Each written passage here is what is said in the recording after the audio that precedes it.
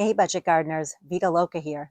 Join me today as I show you how to collect the seeds from a columbine plant. So let's go.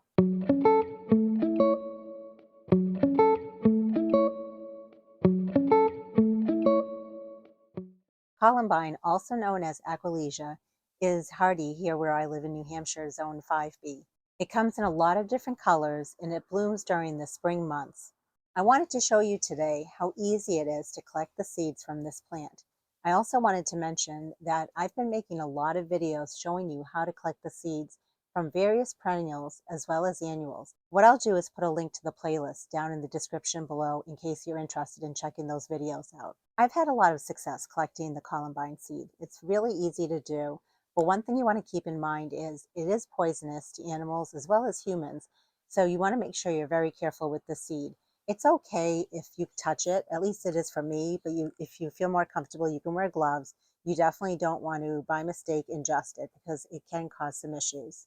I have columbine in a number of places in my yard. What we're going to do is go down to my backyard plant nursery where I have a bunch of perennials, including columbine. Most of the plants have gone to seed, so it's a great time for me to collect those seeds and then cut back the plant so that it can really put its energy into the roots and not into producing any more seeds. So let's head down to the nursery. It has been a very busy year in my backyard plant nursery, which is super exciting. I love meeting people and showing them all the different plants I have in the nursery.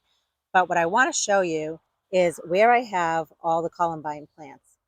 I have them all down here. And let's go in for a closer look so I can show you what to look for. After the flower is done blooming, it'll create a seed pod. And the seed pod will initially be a green color. And you don't want to collect the seeds yet. It's too early. The seeds in there will not be ripe. You want to wait until the seed pod has turned more of a dark brown color. So right here you can see that there's a little bud that's still going to bloom on this plant. And then here is a seed pod that's green, and I would prefer to not pick that seed pod. But right near it is a darker colored seed pod. Notice that it's a tan color or brown color. Let's go ahead and pick that off and I'll show you what the seeds look like.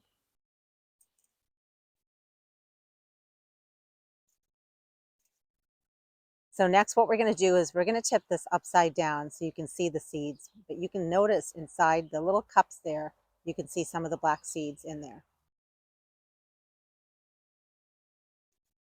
You got to be careful because they all just want to come out all at once. So look at all those seeds. That all came from just one seed pod. Did I mention that columbine does really well in a shady part of your garden? Where I live, I have a lot of shade here, so I rely heavily on the columbine plant. I have it in a number of places in my yard in lots of different colors. So now let's talk about the seeds and what to do with them next.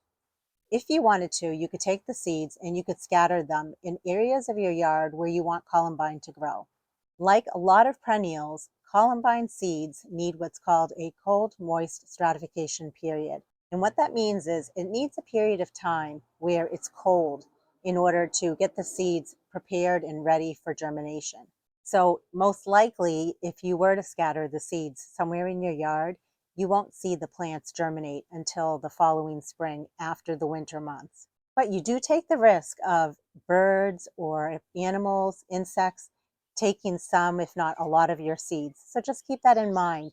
But if I was to do that method, I would prefer to do it in the fall because pretty soon after fall, winter would come.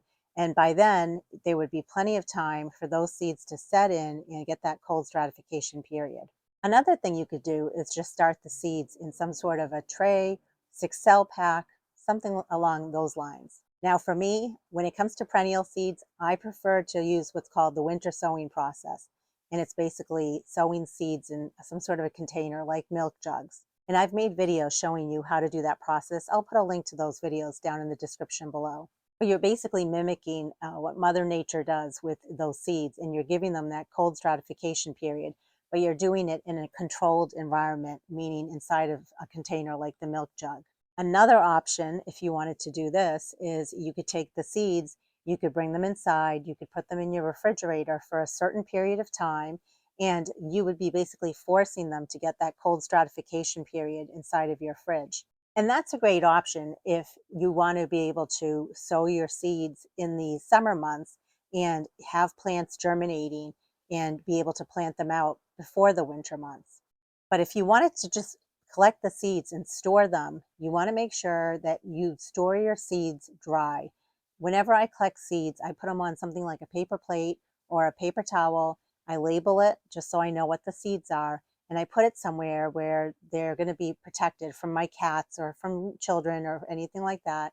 And I just let them dry for a number of days. And once they're completely dry, then I put them away for storage. And personally, I like to use small little Ziploc bags, but you can use whatever you want. You can use a paper bag, you can use an envelope. There's lots of options. Just make sure you label what the seed is, and I like to even put the year that I collected the seed. And if you're going to store the seeds, make sure you store them in a cool, dark, dry place. I hope you found this video helpful.